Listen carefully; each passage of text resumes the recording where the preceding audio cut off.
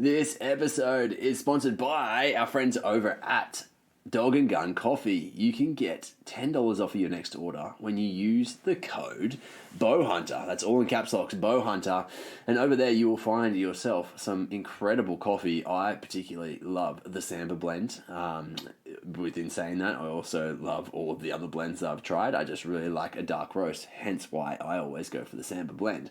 But something that they do is their little pre-drip filters where you can get whichever coffee flavor you like, and it's loaded into this little pre-drip filter that you can rip open, put it over the top of your cup, pour the hot water straight over the top, and you've got coffee, delicious freaking coffee, wherever you are. So great coffee for fun adventures. Wherever you want to go, you can take the coffee with you and make sure that you are staying caffeinated and happy on the road and while you're out hunting, while you're out camping. I would really suggest heading across to Dog and Gun Coffee and using the code Bowhunter. Remember, that will get you $10 off of your next order. Hey there, and welcome to Becoming a Bowhunter. I'm your host, Matty, and join me and our guests as we take the quality of meat back into our own hands, searching the wild for free-ranged animals to harvest as ethically as we can. I interview a variety of specialists from the bow hunting community to help fast-track your journey as a bow hunter. So sit back, relax, and enjoy this chinwag on one of your favorite topics in the world, bow hunting. Team, what is up? Welcome back. This episode, I believe, is a very important episode, so much so that I brought it forward a week based on what our schedule usually is for what we post here at Becoming a Bowhunter. But I really thought it was such an important episode that we need to get out into the field as soon as possible. And you will see, because it's with Robbie Kroger from Blood Origins, and we're talking a lot about the South Australian attack on bow hunting right now. And pretty much with that all going on and being very relevant and very real, I thought that the earlier we could get this into your ears, the earlier we can start to take more action as a bow hunting community, because realistically there is a big fight on our hands that is far from over. Even if you have sent in your one email to say that you disagree with what's going on right now, we need more, is essentially what it comes down to. We need to keep sending more and more and more. We need to get more people involved with it. We need to have your friends, your family, people that you meet on the street, like anyone that you can get involved with signing the petitions essentially through emails and send them to the different PMs. That's going to be very, very helpful. And we explain a lot of that in the podcast. So I'm going to shut up. I'm going to tell you to sit back, relax, and enjoy the episode.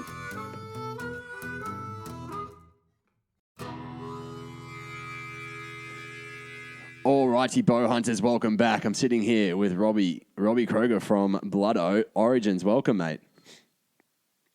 Having a little sip of the beer. Very good. Humbled by the sip of the beer as you introduced me. Thank you. I'm humbled to be here. I don't know if everybody on the podcast knows this, but the dark side of my family is Australian, actually. Yes. Yeah, I was about to say that. Did you know that? I did know that. I knew. And you lived out here for a while? I lived in Newport Beach in Sydney when I was how old was I? I probably was 7 or 8 at the time. My grandfather was dying, so my mom wanted to be back to be with her father. So we essentially took like the entire spring essentially in Australia, and we went to school. We went to Newport Public School as South Africans, and that was the length of stay. But we've been to Australia probably every other year for the last 25 years, 30 years. Yeah, so I love Australia. I give it a hard time. My mom's Australian and I'm South African, but I really, really love Australia. And now that I'm in the hunting space, like the riches of resources that Aussies have from a hunting perspective is just mind blowing. And we've made some very, very good friends and good contacts, and the Blood Origins Australia voice is probably our third largest voice in the world. It's America, then Canada, shortly followed very quickly thereafter by Australia. So we love our Australians. It's very interesting because, I mean, realistically here in Australia, we have the population of LA.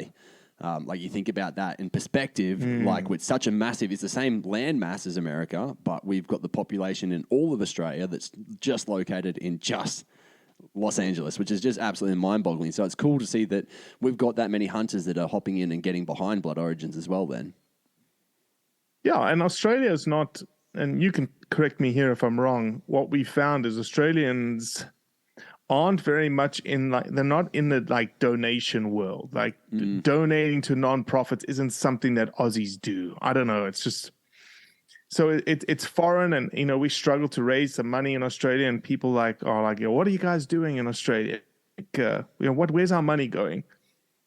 Well, you saw it with the bow hunting issues, right? It's almost like it's not tangible until it becomes tangible. Exactly. And then we can step in because we got support and we can do the work that we do. But we've got some things happening in the background in Australia that we want to implement. We actually got quite far in a conservation project that we wanted to invest money into, which was for brush-tailed rock wallabies in Kangaroo Valley, New South Wales. Okay. And I had a phenomenal conversation with the executive director. And here's the hypocrisy of the whole scenario. He approached his board to say, and here's, as you don't live in a nonprofit world, I live in a nonprofit world. When I get a phone call from someone that says, I want to give you guys $20,000, 30,000 Aussie dollars to help you with your predator control, to help you with GPS collars, to put collars on these rock wallabies to understand population dynamics just because we care, I'm like, oh my gosh, I've hit the jackpot. Definitely. And so did he, until he asked his board, and the board was like, I don't think we want to be associated with the hunting organization. Isn't it ridiculous? But here's the hypocrisy. They're paying a professional culler to cull predators. It's ridiculous. It really is. Anyway, we'll find a good project, I promise. I think then there's a lot that we're going to uncover today, potentially, that it's just is the exact same as what you're just saying. Like, it's very, like, hypocrisy is the best way to say it. What's going on in South Australia is just ridiculous, and some of the stuff that is actually happening now that I've kind of got a bit more of a grasp on it from different connections that I've got, especially within the Chassa world, which is the kind of the big foundation that is helping us down there in South Australia for bow hunters in particular. Like, the more it unpacks, the more it's just a laughable situation in a sense, especially the person who's going after it. Some of the things that she does is just like, oh my God, it's literally, so much of it is just for the cameras, which is really, really upsetting. And we will get there. But first of all, I mean, to give you a bit more of a, I guess, introduction, like, you guys are you've kind of really become the backbone of supporting hunting around the world. Whenever there's a fire to be put out, Blood Origins are there. You're first on it. Like, realistically, you're hearing it before other people do. And it's a very interesting thing. I had a podcast with a vegetarian recently, and it really highlighted how insular people think. But I think realistically, that's the same thing for all of us. Like, us here in Australia, we're insular with our thoughts on hunting to Australia. You guys are like, okay, well, we're going to be the backbone for the world. So that takes literally putting out fires every single day, every single minute, doing like it must just be chaotic for you, and obviously a massive responsibility for you guys to be able to take on. So, what does kind of your day to day look like, Robbie? Yeah, it's nuts, right? Because you're right, we're tackling issues around the world that people just let us know about. So we've got a very good, almost self-created underground network of people letting us know about things. Hey, have you seen this article? Hey, did you see this press release? Hey, did you know about this? Did you know about that? I'll give you an example. The whole Tarmageddon situation that happened in New Zealand probably 2.5 years ago, probably what put us on the map in the Australian-New Zealand world. We actually had all the information prior to Doc actually releasing what they were going to release for the second time.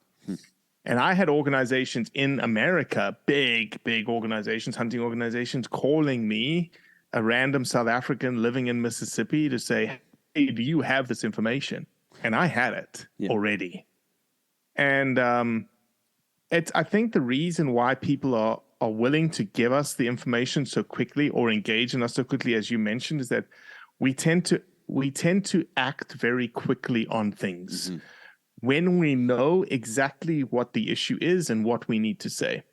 This bow hunting issue in South Australia, we got the information very early too, but we didn't do anything with it because we knew that there were some political components tied to it. Like we were waiting for her to say something. You and I were engaged. I'd spoken. My guy on the ground in South Australia had spoken to the Chaucer guys, and they were like, "Look, just hold for a little bit because we're waiting for things to sort of work its way out politically." Definitely. And that's something that as hunters, we have to remember that the political process is a process. Okay, and typically a long one. No matter. Yeah, it is, but you've also got to remember that the kicking and the screaming that you would do sometimes doesn't help. And so you've just got to just hold your horses a little bit and let things play out a little bit and wait for that perfect timing to come in place. But yeah, my day is, I wake up at 4:30, I try and get a workout in, and then pretty much from like 5 to however long into the morning, 8, 9, I'm talking to Europe and Africa and whatnot because it's lunchtime their time, right? So everyone's awake. And then we go about our day. Different sectors kick in. East Coast's already awake. California's still asleep. And then as you walk through the day, 4 o'clock in the afternoon, Australia starts waking up. New Zealand starts waking up, and we start getting Australia, New Zealand, that kind of stuff. But I love it because it's just so varied, right? We've got our fingers in so many different pies, and we have so much information at our fingertips. And we've got, again, that really good underground network that we hear something. And I've lived in the political world in my day job for the last, I would say 15 years. And so I'm very astute from a political perspective. And I also know when, like, my timing in terms of what to say and how to say it and when to say it. And then also when I smell something wrong and I'm like, I don't want to say something on this because it just doesn't feel right. Yes. And I sit with that intuition a lot. Or I'll ask people on the ground, like, hey, this doesn't register to me. Like, what about this or what about that? Just to dig a little bit to make sure that when we say something, we're saying it right. I think the cool thing about hunting is that people are very passionate, right? There's so many very, very, very engaged people. Like someone like me to come into the hunting world as a late onset hunter and have no idea about hunting and start a podcast just to find out more information and have people willingly just hop on calls for hours on end with me to explain, hey, this is the best way to go about it, has been absolutely amazing. But it just shows that there is such a passion within what hunting is. And so when the hunting community is under attack, you can only imagine they'd be coming in and giving you as much information as possible. Yeah, they do. It becomes nuanced when the attack sort of is, how's the best way to put this? When the attack almost divides the hunting community, Gotcha. Right? So there'll be, America is very not well, I wouldn't say well known for this, but this happens a lot. Like legislation A comes up and is like, we want to do this. And there'll be not 100% of the hunters on board with that. Got you. And so our job then is to like take a step back and say, look, this is something that is, here's the information.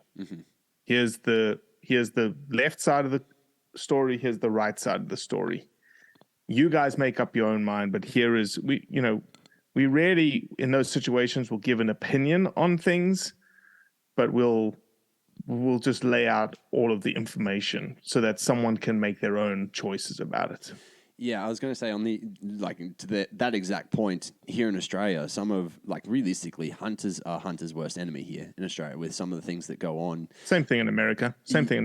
Yeah, and it's unfortunate because, you're right. You've always got two sides to a story and two sides to I guess, to an agenda as such. Like most of us are typically trying to do the best thing for hunting and trying to preserve it as a hobby or a passion or whatever you want to call it for a long time, versus people who are just very, once again, insular in their thinking and say, well, I don't care. I'm just going to go shoot a deer off of that block. I don't care who owns the block. I just want that head for my wall or whatever it might be. Like that's the complete. I mean, really, they're not hunters. They're poachers.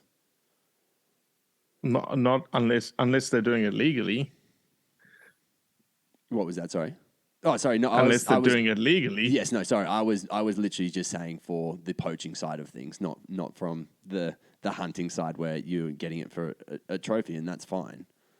No, you're right. There is there's certain rhetoric that is used against the hunting community that is almost pervasive around the world. The mismatching of hunting and poaching. Definitely. The idea of the trophy. The idea that we're just killers. And those perceptions are real. We have to be honest about them. And they're real because there's a very, very small minority of hunters that engage in all those three things. And, that's all they're interested in. But it's the bad apple in the barrel type scenario. It's the, one baseball player gets caught for taking steroids. Are all baseball players now sort of, using performance enhancing drugs? Yes. No. Yeah, exactly. Yeah, it's interesting. I mean, like since getting into the outdoor world as such, like my whole house has changed. Like I collect feathers now. Does that make that's a trophy? When did you get into the outdoors? Did you not start a hunter? You just became a hunter later? Yeah, like when I was 29, I got into hunting. Nice. Now I'm 33. So like literally our dining room has transitioned over the years with the different things that I've found and collected, and it's cool. It's good. I love it, and my wife loves it now to have that collection of outdoor things. And when we have people over, it's a really great talking point. Like, oh, that's an antler. Did you know that they grow them every year? They drop them every year.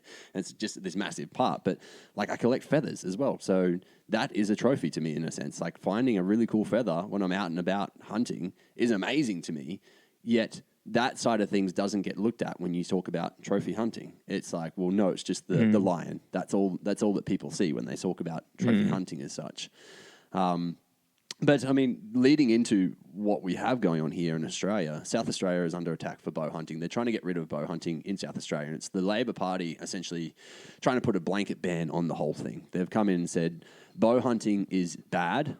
It's not an effective way to kill animals. It's just it's a very cruel approach, and we need to get rid of it.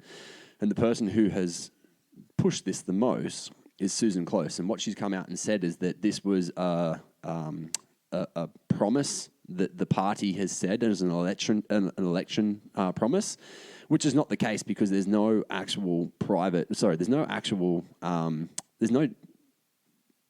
I guess trail of that. There's no evidence of them posting about this before the election, before they got elected. The only thing that can actually be found is an email behind the scenes that says to the Animal Rights Party, I think it is, saying, "Hey, we will act to try to ban bow hunting if you give us your votes." So essentially, it was a way for them to be able to partner with another electorate party to get their votes over the others. This is the Animal Justice Party, right? Animal Justice Party, correct. So it's now got to the other side, and she's coming out and claiming that it is a promise of the whole party. And so what that means is that within the party, it makes it very hard for anyone who doesn't agree with banning bow hunting. It makes it very hard for them to stand up and say, well, hold up, I didn't know about this. Because it makes the whole party look incredibly bad. So it's a very interesting situation because, once again, there's no trail of this whole conversation being had beforehand, apart from behind the scenes. So it was never really an election promise. It's just something that they've said as an election promise, which has made it a very difficult stepping stone for us as bow hunters in particular.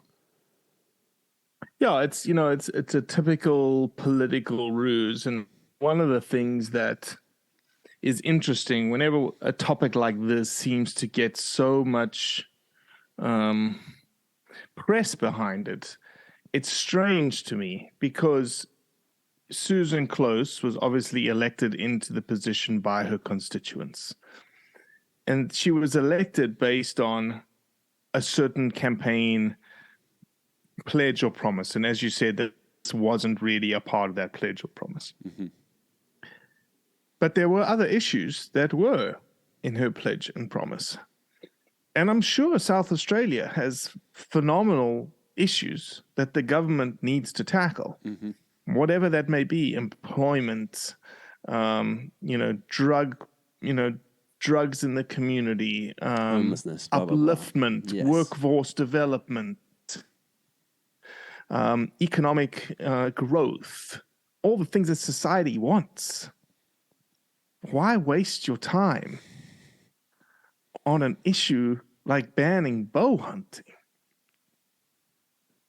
Yes, we're a small demographic. Yes, we're a small minority of the population. Yes, we understand that. But that doesn't mean we're less important. If anything in society today, the minority of the minorities have the largest voice. And that's the strange thing, that hunters, as the minority of the minority, are being excluded from this whole sort of conversation about maintaining diversity and maintaining lifestyles and maintaining things that we enjoy doing. So I think that there's just, there must be better things to champion. There must be better things to focus your attention on. 100%. And I think you're right. I think that there's talking about this certainly provides fuel, talking points, gets a lot of engagement, gets a lot of sort of buzz around what she's doing. And maybe that's helping other things. But, it's just bananas to me that she's focusing on this. In a sense, it's potentially a play, because realistically, the world is moving to be a very politically correct space. And this is a thing where she can say, I can get a lot of followers from the woke, in commas, community, the people who are choosing to be vegan because it's the healthiest method, apparently. I'm going to try and win them over by banning this thing, and then all of a sudden I will have them in my corner. At least that would be my thought as to what the game plan sort of is, even though it is such a small aspect that really is doing no one any harm. Essentially, she's doing it to try claim extra votes elsewhere. Would you think that could be a possibility? I don't know. It may be, but here's the other thing that I'm thinking about that happens I know it happens in America, and I'm pretty sure it happens in Australia now too, and it's becoming a growing movement more and more and more, which is this idea of healthy living, right? Yes, you talked about veganism being this quote-unquote healthy option, but they're a very small minority too. What's a much larger majority are the people that are quote-unquote this new generation of locavores, which are these people that really enjoy their health. They want to source food that's very local. They want to source food that's organic. They want to source food in which they know where their hands touch. I'll give you a perfect example. I have a cousin who is in Sydney, Australia. Yeah. If you had asked me, Robbie, of all the individuals that in your family, who would be the individual that would be least likely to pick up a gun and go hunting? It would be this guy. Okay, I won't say his name because listen to this podcast, because I'll tell him to listen to it. Yet he went and he got his hunter's license. He went and got his firearms license. He's now got an additional firearms license, all because he wanted to go out into the valleys of New South Wales to harvest to kill his own meat, to kill his own animal, to harvest the meat, so that he could provide fresh organic meat to his family, because his wife was on like a severe, was going through some cancer stuff, and he wanted to eat as healthy as he possibly can. To me, that kind of person is growing Definitely in their majority. I think it's those kinds of people that we're trying to reach, that we need to reach. Like this whole bow hunting ban, those are the kind of people that you're like, this is us, a method that is least invasive on the landscape. We're not shooting. We're not creating any noise. It's as lethal as a gun. It's almost based on the science and based on, mechanical engineering and broadhead architecture and, aerodynamics, essentially, is probably more lethal when done in the right way than a bullet, has less pain associated with it. When you talk about humans, right? Every time, if you've ever had a deep laceration by something, by a knife, if you've cut yourself, it goes in and you're like, but it's not like extreme pain. No. All it is extreme bleeding. There's no pain associated with it. It's just lots of blood. Yeah. It's the same thing that happens in a very lethal bow kill. It's no pain. So from an animal welfare perspective, that's what you want. So it's almost like this argument that is being made in a vacuum of rhetoric that is completely false and from a miseducation perspective is misleading. And that's what you do. That's what I do. That's what Charles is doing, is to say, hey, you've got it wrong. And then try and get it into as many places as possible, right? Definitely. Yeah, it's an interesting fact. I almost held off on sharing publicly for quite a while about my hunting experiences. And then when I finally did, the support that I had for it was absolutely amazing. And the people who did try to beat me down for it, the normies, I'll call them, the everyday people, the locals that want to get their own organic food, they were essentially the ones that went to bat for me, not local hunters or anything like that. It was literally the local people saying, and on my behalf, being like, well, what's the difference if he's catching a fish versus shooting a deer? Why don't you just leave him be? Like, it was really quite a beautiful moment to see that when I did start to post about it a lot more. That they were the ones that would come and back me up and just would be like, this is amazing. How do I get into it? Like, there definitely is a lot of interest out there for it, which I think is just amazing. It's cool. Yeah, I think it's growing and growing. And I think, it'd be interesting. When is the whole vote coming to be? Do we know exactly when things are coming to be in South Australia? No, they're really... I can give a lot more insights to this. So pretty much they had a dinner. Chassa have their dinner every year, and they just had it last week. And essentially... no one from the Labor Party, apart from the person that advises the main person in the Labor Party, so not even Suzanne Close. His name is what is his name? Let me find it really quickly. Anyway, I can't quite remember his name. It is in my notes here somewhere. But essentially, he gets advised by this guy, and the advisor was at the dinner, and he said, look, you guys are doing a great job. Everything and all the noise that you are making is putting a halt to this, because they didn't realize there was that much support. Essentially, the noise that we are making as a bow hunting community down here in Australia is actually really working, but we need it to keep going. We need it to be our wives, our kids, our friends, like you're talking about the locals. We need those people to get on board and keep making noise over this big amount of time, because it is starting to raise awareness throughout the Labor Party. Now, he himself had actually said that he does not agree with the ban being done, which is great, but unfortunately he's an advisor. He's not necessarily in the actual Labor Party. So essentially what we are doing is somewhat working. The big thing is that every time they try to book an actual sit down with Suzanne Close, she keeps saying to the media, I'm going to sit down with them. But then whenever it comes to behind closed doors, she never actually books in. She doesn't want to sit down with us. What she has gone and done is got RSPCA, which is our animal welfare group here in Australia. She's gone and got them to be on her side, and essentially got them to email out and talk to their community to say, look, bow hunting is so bad. Let's show these emotional pictures, these horrible pictures of incidences where animals have got away with an arrow in them, for instance, and let's use that as our banner to say we need to ban bow hunting, and we just need your signature just below here. Can you do that for us? And so they've got that, and that's now happening. Hence why the more noise we can make, the easier or the better it's going to be for us, because it's going to fight against what we're now dealing with, which is the RSPCA on her side pushing that as well. So, Matty, if I had to look into a crystal ball, this is what I think is going to happen. This is what's going to materialize. I don't think a ban is going to be put in place. However, politics is all about compromise.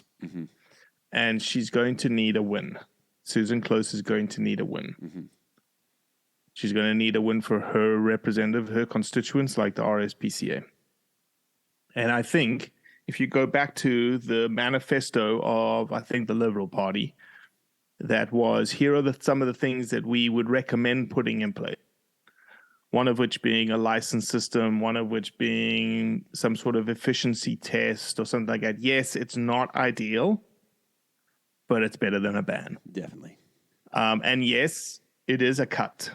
And I am a big proponent of the scenario that we don't want to be in, a death by 1,000 cuts type scenario. Mm-hmm. And yes, this is the first cut. Mm-hmm. But because it's got so high, and the other, and there is a little bit of history here from the Liberal government having this recommendation put forward about bow hunting, I think that's where we're going to land. I think you're right. I think we do need to keep our voices raised. We do need to keep the issue on the front burner. We need to keep the issue obviously very respectful in terms of the engagement, very science-driven, very fact-driven. But in my brain, in my gut, I think that's where we're going to land. Yeah, it's interesting. It definitely is unfolding to be more so that way, and it'll be intriguing to see what that actually looks like in that. I think realistically here in Australia, like there's so much opportunity for government to somewhat monetize what we actually do, and for it to be very beneficial for them and for us as hunters. But it's not something that they're willing to do. I know here in Queensland where I live, they've pretty much put a ban on access to public lands because of safety issues, and they're afraid of opening the gates whatsoever because, and this is for all things, because they don't want anyone to go on the land and sue the government for being hurt, injured. If they are walking along and they roll their ankle on the log and all of a sudden they're out of work, so they're going to then sue the government, and that's what they're majorly afraid of. Obviously, there's bigger pictures to that as well, but that's why they've put the ban on. And I don't know if that's the same thing that they're doing essentially down in South Australia or all over Australia, and that's where they want to lead towards. But what New South Wales is doing just seems so effective, and realistically, like $1 billion industry is generated because of what they are doing, how they've framed it, how they've opened up the public lands to it. And it just seems like it's just such a waste in these other states where they're not even thinking about doing that. Well, you've got people in New South Wales that are championing that cause, right? You've got Robert Borsak, the leader of the shooters. He's going to kill me for not remembering his party's name. Shooters, Farmers, and Fisheries, is it? Fishers. Yeah. Did I get that right? I think that's right. It up. I know I messed it up. It's something similar to that. And the Shooters Party. Yes. He's the leader of the Shooters Party, and he's a champion for hunting, and he's a champion for those kinds of things. And you've got someone in Parliament in New South Wales making a lot of noise and asking for things and showing what hunters and hunting can do. That's what it takes. It's if you want things to change at the highest levels, it all comes down to politics. And at the end of the day, that's just life, and that's how our processes work. That's how our systems work. That's how the governments work, and that's how we get things that we like. We get things taken away that do harm to us. Unfortunately, Australia is very much a rule-driven society. Mm-hmm. Australia loves more rules, the better. So, unfortunately, yes. So you're essentially saying, in the long run, not necessarily, but like the voice of the Australians, it matters, but not as much as what someone in the power, like within politician power, could really do for us within Queensland, within South Australia, within like those individuals are going to make more of a difference. It definitely helps, right? Mm-hmm. It definitely helps. So Robert Borsak in the Parliament is the champion, is the top voice. But there's also another saying that is this: the greasy wheel gets the oil. Yeah. No, I messed that up. The squeaky wheel gets the oil. It's been a long day. It's been a long day. The greasy wheel, oh my God. The squeaky wheel gets the oil. Mm-hmm. And that's who we are. Right now, we're the squeaky wheel. Yeah. And the squeaky wheel constantly just keeps pecking, keeps, making a little bit of a squeak and a louder squeak. It's just persistent, and it's always in the background, just like, and it becomes annoying, and it becomes noticeable. And that's just again, that's also part of the political process, is make your voice heard, just keep talking about it, keep letting people know about it.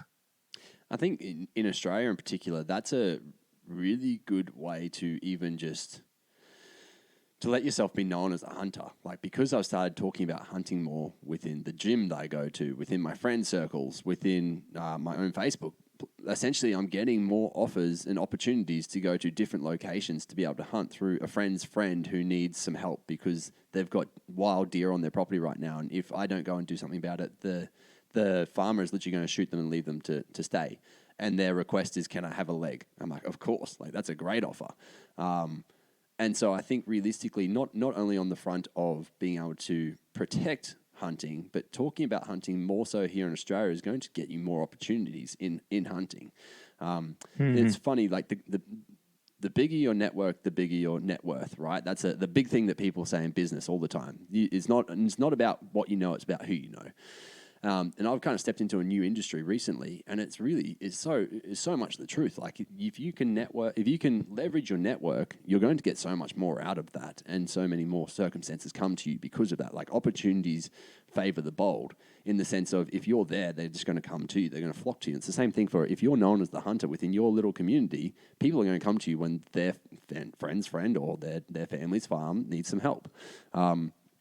Yeah, I just think it's not only just for the actual act of protecting hunting, but also to help you to get more hunting as well.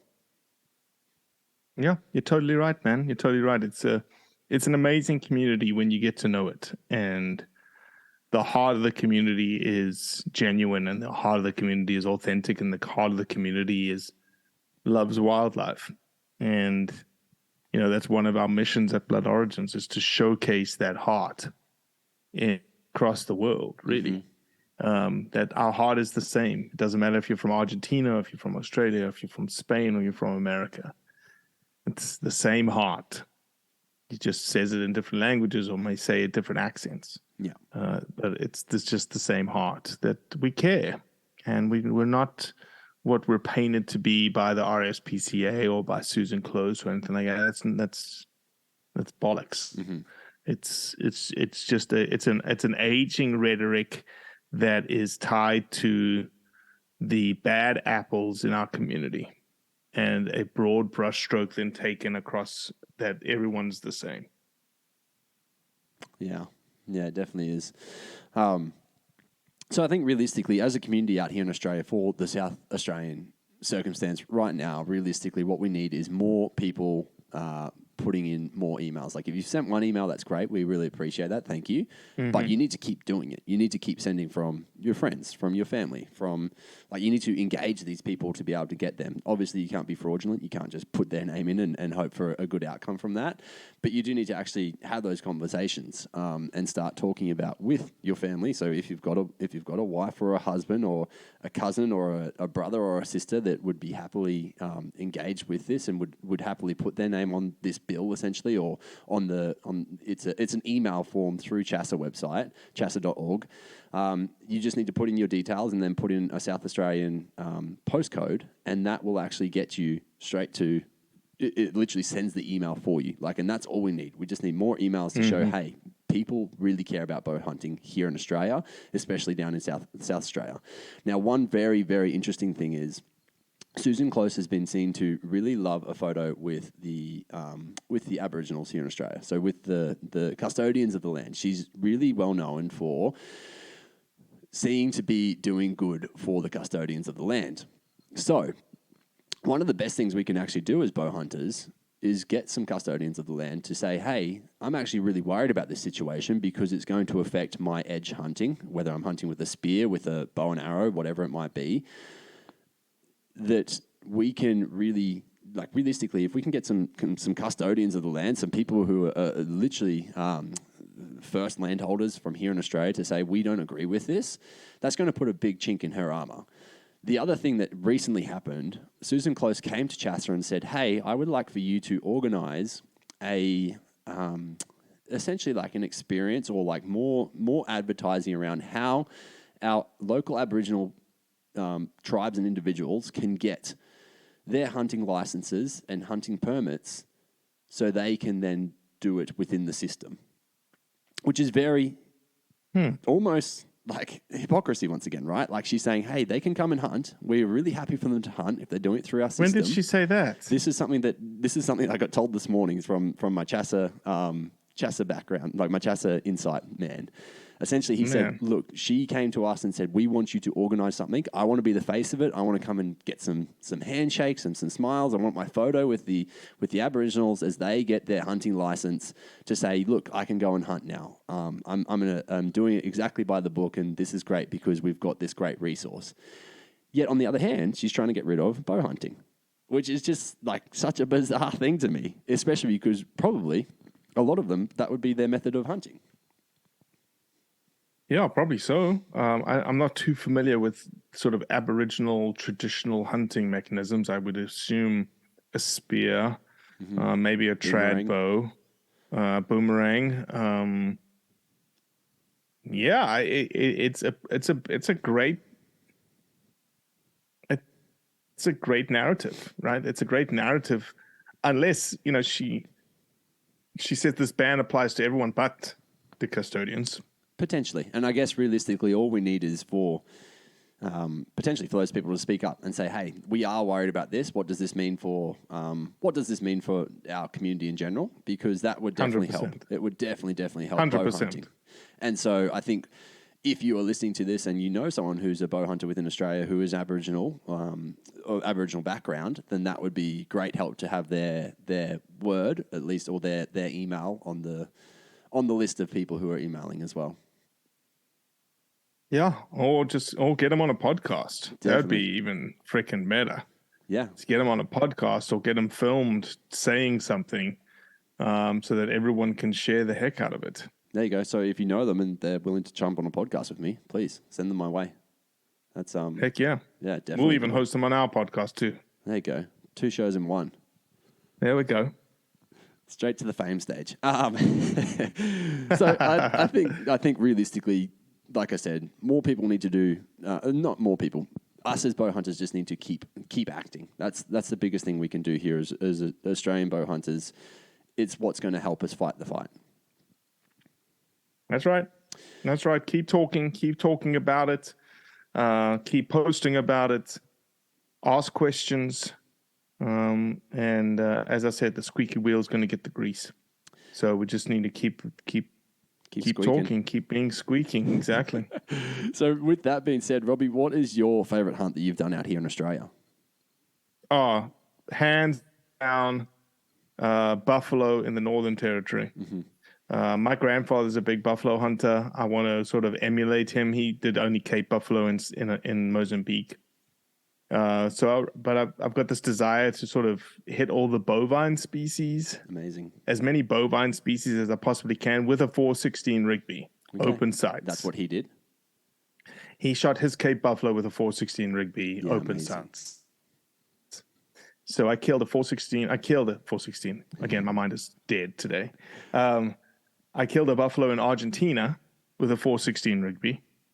And then the Northern Territory of Australia, buffalo was amazing. We went to a place with Harry Stenton with True Wild Outfitters. It's a private block about an hour outside of Catherine. It's 1 million hectares or 1 million acres. It's something ridiculously big. Yeah. And I told him, I said, is there a place on this property that you've never stepped foot? He's like, yeah, we haven't been up this creek. And I said, well, let's just go walk about. Let's just go for 4 days. 2 days walk up, 2 days walk down. Let's just go explore. Let's go find Aboriginal paintings that no white man has seen. Let's go swim in the rivers with the freshwater crocodiles. Let's, put up hammocks next to the river and have buffalo come through our camp. And then we did it all, and we found the biggest buffalo of the entire trip on a random swamp off this river way back in the boonies, and it was incredible. That's absolutely I'll do it amazing. again in a heartbeat. So when you say the whole bovine species, like, would you go after scrub bulls and stuff like that here in Australia as well? Oh, I killed a scrub bull as well. Yeah. Monster scrub bull. They want to kill a bangtang. And even like in New Zealand, they've got feral cattle. Mm-hmm. In the upper watersheds. I want to kill a feral cattle. Yeah. That's the thing. Because it's almost like all of those species, I want to get up close and personal with them, number one. And then if I don't do my job in killing them, they'll do their job and kill me. That's exactly right. It makes it a bit more of a fair playing field, doesn't it? Yeah, it's bow hunting distance, yes, with a very high caliber weapon, but you're getting up close and personal. Yeah. So yeah, it's incredible. Now, in regards to the Blood Origin side of things, you said that Australia is the third largest sort of support community right now. What can we do as Australians to help out with that? We just want to grow our base, man. Anybody who's listening to this podcast, if they haven't joined the Blood Origins Australia Facebook group, I want you to join. We're a little over 4,000 strong in there. I'd love us to be 10,000 strong. I am going to be coming to Australia next year. I'm coming to Australia in April. Red deer season in the rut. Yeah, we're gonna end of April, early May. We're going to be in Australia, see some family, do a little bit of hunting, see some people, and then we're going to end. I think we're announcing this for the first time. We'll end the trip where we'll be at the Wild Deer Expo in Victoria. So we'll be there. We'll have a booth, I think, even at the Wild Deer Expo, and let people know about us for the first time and say, here's our face, here's who we are. And let's do things. The other thing that people can do is we are desperate. As I said, we are desperate for conservation projects. We have money that we want to invest in good projects on the ground in Australia. You guys support us with money. We want to return that money to the ground in Australia. We did a little bit of work with the Wombat Group out of Tasmania, helping them do some education work. But we're really looking for just a good project that we can sink some money into, that we can then broadcast to the world what hunters are doing for wildlife in Australia. Definitely. So if anybody has any ideas, reach out to us, let us know. We're also looking to do some documentary work in Australia. We've got a sea turtle pig project up in Cape York. Amazing. That we have got under wraps. We've been talking to some guys about some other projects in the Kimberleys. Lots of things happening, but just, more people engaged. And if you have any projects, let us know. If you want to film sort of, this is my why, this is why I hunt, Matty, you can do one. There you go. And you can send it to us and we'll post it about, who you are and why you hunt. If you've got non-hunter friends that want to what their perspective of hunting is, we call those our perspectives, let us know. We'll post it, man. We just want more and more of our community and our heart out there. And the Australians have a very big voice and we want to showcase that more. With the This Is Our Whys, what's the best way for people to get that to you? Like, if they film it, do you want them to place it on a YouTube channel? Yeah, film it. No. You just film it horizontally. Do not film it vertically. Film it horizontally. Stick your phone at your highest setting, 4K at 24 feet per second. Prop it up. Fill the screen 2/3 with your upper torso and your head and talk for 2, 3, 4 minutes about why you like to hunt. And then just transfer the file to us, or Google Link drive the file to us at robbie@bloodorigins.com. You can DM us on Instagram if you want more information about what I'm looking for. Facebook message us through Blood Origins. We'd love to have more of you. I think we've had probably half a dozen Australians involved, including a non-hunter, which was a really good piece. We'd love to just showcase more of your heart. That's all we're about. We have no ego to what we do. We just want to showcase you guys. I think that would be very powerful, especially right now with what we're going through here in Australia. If we could collect a lot of those to be able to utilize, that would be really, really powerful for what we're trying to do. Yeah, especially bow hunters, man. Come on. Definitely. Yeah. Talk about your why. Yeah, 100%. I mean, we've got a pretty big listener base, and so I'm calling each one of you out. If you listen to the podcast, please do us a solid. Film yourself. Do it horizontally. Heck yeah. Film yourself about this is your why. That'd be amazing. And we'll do all the editing, so you don't have to worry about messing up. No, it's just do it in one big take. I'll do all the editing. We'll make it look good. We'll throw it on social media. Let everyone know about you and your why. That's beautiful. Thank you, mate. Appreciate it. No, thank you. So where's the best place for people to follow along? Blood Origins. Everywhere. On every platform, everywhere. Just Google us and you'll find us. Amazing. Well, I appreciate you taking the time. It is pretty Robbie. amazing. I really, I know you're busy. Like we said, this is your third podcast for today, but you've had many meetings and interviews and bits and pieces in between. So I appreciate you booking in. Appreciate you taking the time to be here and helping us to spread our voice and talk about it a little bit more, and also being the backbone to the hunting community around the world. Like what you're doing is just absolutely amazing. So thank you very much. Cheers, mate. I appreciate it. Humble to have a conversation. And again, let us know if we can do anything for you or the hunting of Australia. That's what we're here for. Thanks, mate. That wraps up this week's episode. Thank you so much for joining us, team. If you did have any topics, questions, or you wanted to suggest a guest for Becoming a Bowhunter, you can send me an email at matty@becomingabowhunter.com. If you are enjoying the show or you've enjoyed in particular episodes, please do me a solid and share it around with your friends. If you are not already, please hit the subscribe button, as the more subscribers we get, the higher the podcast gets ranked, and that definitely helps out for showing it to other individuals. If you are not already following me on Instagram, it's at becomingabowhunter.podcast, and on YouTube, it's Becoming a Bowhunter. Get out, team, fling some arrows, get that practice in, and walk those yards in the paddocks until you find those critters. That is it for now, but not the last time that you'll hear from Becoming a Bowhunter.